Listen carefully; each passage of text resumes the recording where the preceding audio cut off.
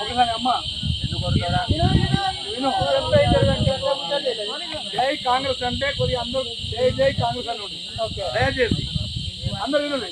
జై కాంగ్రెస్, జై కాంగ్రెస్, జై కాంగ్రెస్, జై కాంగ్రెస్. రేవంత్ రెడ్డి నాయకత్వం, భూపతి రెడ్డి గారి నాయకత్వం.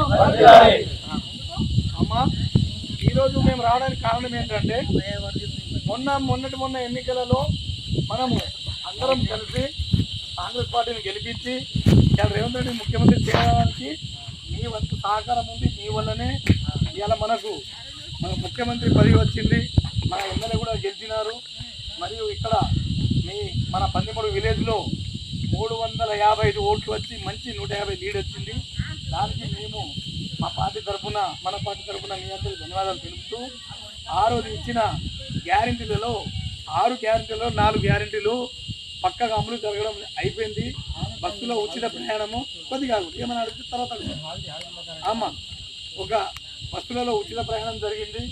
రెండవది మనకు కరెంటు బిల్లు ఫ్రీ వచ్చింది. మూడవది ఆరోగ్యశ్రీ కింద 5 లక్షల నుంచి 10 లక్షలు పెరిగినాము పెరిగింది. నాలుగవది సిలిండర్ మాఫీ వచ్చింది. ఐదవది రుణమాఫీ కూడా చేయడం జరుగుతుంది. త్వరలో ఆగస్టు 15 నాటికి 2 లక్షల రుణమాఫీ చేయడం జరుగుతుంది. మరియు 500 ఆరో గ్యారెంటీ 500 బోనస్ వచ్చే పంట నుంచి కూడా చేయడం జరుగుతుంది.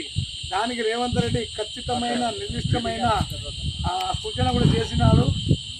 ఒక్కవేళ మనం చేయకుంటే నెక్స్ట్ మన ప్రభుత్వానికి మీరు ఓటు కూడా అడగనని చెప్పేసి ఆయన కరాఖండిగా చెప్పినాడు. కాబట్టి ఆగస్టు 15 నాటికి అందరూ రుణమాఫీ చేస్తుండు.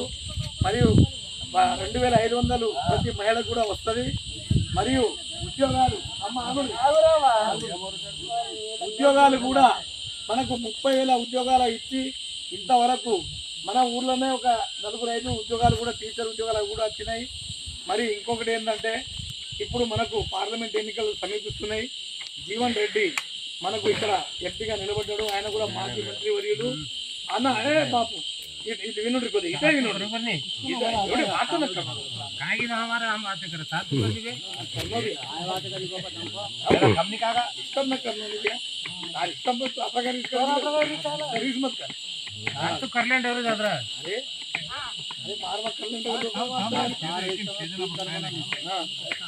మరియు 6 సార్లు మనకు ఎమ్మెల్యే పదవిగా ఇప్పుడు 6 సార్లు ఆయన ఎమ్మెల్యే గెలిచినాడు. ఇప్పుడు కూడా మనకు ఎంపీ అభ్యర్థిగా నిలబడుతుండు. కావున మీరందరూ ఖచ్చితంగా ఓటు మరి కాంగ్రెస్ చేసి గెలిపించగలరు. ఆ రోజు మనకు భూపతి రెడ్డి ఇచ్చిన హామీలు ఏముందంటే నిన్న కూడా చెప్పినాడు. ఏమని ఇక్కడ మన చెరువు కట్టను కూడా ఆయన ఎత్తు చేసినాడు. ఇన్ని రోజులు ఎవరు చేయలే కానీ ఆయన చేస్తానని కూడా ఒప్పుకున్నాడు. మరియు మనకి ఇక్కడ చెరువు కూడా కావాలని చెప్పినాము, అది కూడా చేస్తానని ఇచ్చినాడు.